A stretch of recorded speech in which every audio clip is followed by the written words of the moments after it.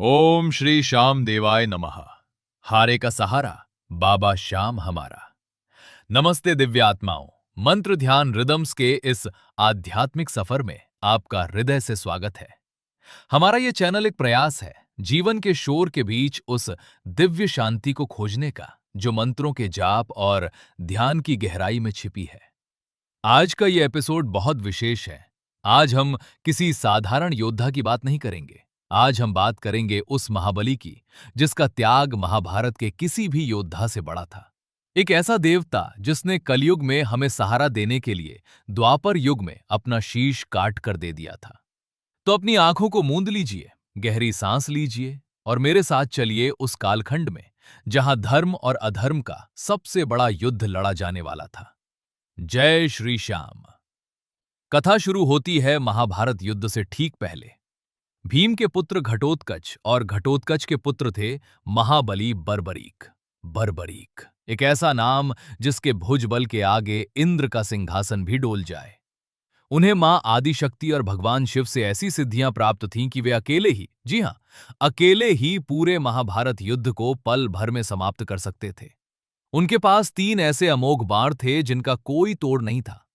जब युद्ध की घोषणा हुई तो बर्बरीक ने भी अपनी मां से युद्ध देखने की आज्ञा मांगी।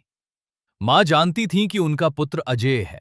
उन्होंने आज्ञा तो दी, लेकिन एक ऐसा वचन ले लिया जिसने इतिहास बदल दिया। मां ने कहा, बेटा, तुम युद्ध अवश्य देखो, लेकिन यदि शस्त्र उठाने पड़े तो हमेशा उसका साथ देना जो हार रहा हो। हारे का सहारा बनने का ये संकल्प लेकर बर्बरीक अपने नीले घोड़े पर सवार होकर कुरुक्षेत्र की ओर चल पड़े। इधर लीलाधर श्री कृष्ण सब जानते थे। वे जानते थे कि यदि बर्बरीक कौरवों की तरफ से लड़े, क्योंकि वे हारने वाले थे, तो पांडवों की हार निश्चित है, और अगर वे पांडवों की तरफ आए तो कौरव पल भर में मिट जाएंगे। दोनों ही स्थितियों में युद्ध का संतुलन बिगड़ जाएगा। श्री कृष्ण ने एक ब्राह्मण का भेष धरा और बर्बरीक के रास्ते में आ खड़े हुए। कृष्ण ने मुस्कुराते हुए पूछा, हे वीर, तुम 3 बाण लेकर कहां जा रहे हो? इतनी विशाल सेनाओं के सामने ये 3 बाण क्या करेंगे? बर्बरीक ने बड़ी विनम्रता से उत्तर दिया, हे ब्राह्मण देव, मेरा एक ही बाण शत्रु सेना का अंत करने के लिए पर्याप्त है। ये 3 बाण तो बहुत अधिक है। कृष्ण ने परीक्षा लेनी चाहिए। वे एक विशाल पीपल के पेड़ के नीचे खड़े थे। उन्होंने कहा, अगर तुम इतने ही पराक्रमी हो तो इस पीपल के पेड़ के सभी पत्तों को एक ही बाण से भेद कर दिखाओ। बर्बरीक ने मुस्कुराकर चुनौती स्वीकार कर ली। उन्होंने धनुष पर बाण चढ़ाया और आंखें बंद करके ध्यान लगाया। ठीक उसी क्षण श्री कृष्ण ने अपनी माया से पीपल का एक पत्ता चुपके से अपने पैर के नीचे दबा लिया। बाण चला। सनसनाता हुआ वो बाण पलक झपकते ही पेड़ के हर एक पत्ते को छेदता चला गया। और फिर जो हुआ उसने स्वयं काल को भी चौंका दिया। वो बाण रुका नहीं, वो सीधे आकर श्री कृष्ण के उस पैर के ऊपर मंडराने लगा जिसके नीचे उन्होंने पत्ता छिपाया था। बर्बरीक ने हाथ जोड़कर कहा, प्रभु, अपना पैर हटा लीजिए, अन्यथा ये बाण आपके चरण को भेद कर उस आखिरी पत्ते को छेदेगा। श्री कृष्ण समझ गए कि यह कोई साधारण योद्धा नहीं है। इसकी शक्ति और लक्ष्य भेदने की क्षमता ब्रह्मांड में अद्वितीय है। कृष्ण अपने वास्तविक रूप में आए। उन्होंने बर्बरीक से कहा, वत्स, तुम महान हो, लेकिन इस धर्म युद्ध की सफलता के लिए एक महानतम वीर की बलि की आवश्यकता है। क्या तुम ये त्याग कर सकते हो? बर्बरीक, जो बचपन से ही कृष्ण के भक्त थे, समझ गए कि ये कोई सामान्य मांग नहीं है।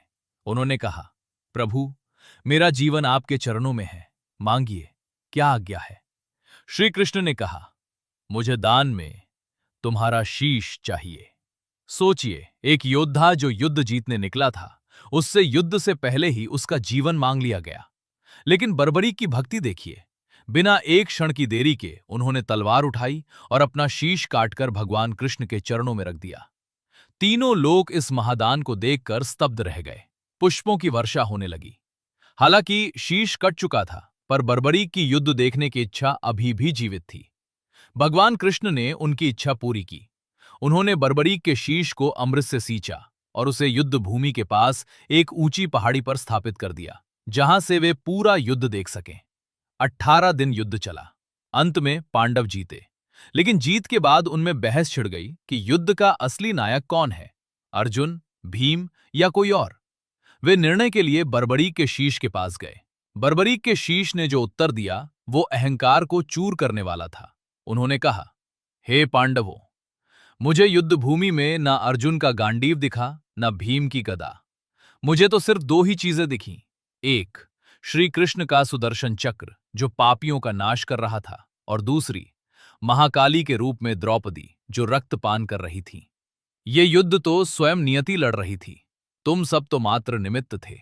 ये सुनकर सबका सिर झुक गया। भगवान कृष्ण बर्बरीक के सत्य और उनके त्याग से इतने प्रसन्न हुए कि उन्होंने उन्हें अपना ही नाम दे दिया।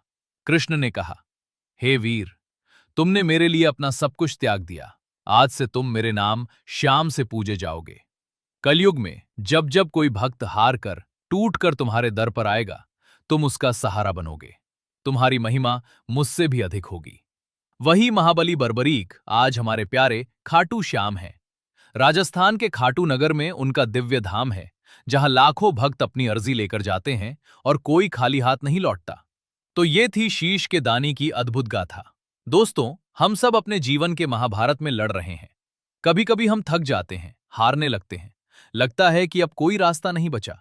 ठीक उसी पल हमें याद करना चाहिए कि एक शक्ति है जिसने हारने वालों का साथ देने का वचन अपनी मां को दिया है। जब दुनिया दरवाजे बंद कर लेती है, तब खाटू वाले का दरवाजा खुलता है। बस जरूरत है तो सच्चे मन से पुकारने की, हे हारे के सहारे आजा। अगर आज की इस कथा ने आपके दिल को छुआ है, अगर आपको भी बाबा श्याम की भक्ति की एक किरण महसूस हुई है, तो कमेंट में जय श्री श्याम लिखना ना भूलें। और हां, यदि आप ऐसी ही दिव्य कथाओं, मंत्रों के अर्थ और ध्यान की गहराइयों में हमारे साथ उतरना चाहते हैं, तो आपके अपने चैनल मंत्र ध्यान रिदम्स को अभी सब्सक्राइब करें। बेल आइकन दबाएं ताकि हमारी हर आध्यात्मिक यात्रा का नोटिफिकेशन आप तक सबसे पहले पहुंचे। हम फिर मिलेंगे एक नई दिव्य चर्चा के साथ। तब तक के लिए बाबा श्याम की कृपा आप सब पर बनी रहे। ओम शांति। जय श्री श्याम। ओम श्री श्याम देवाय नमः।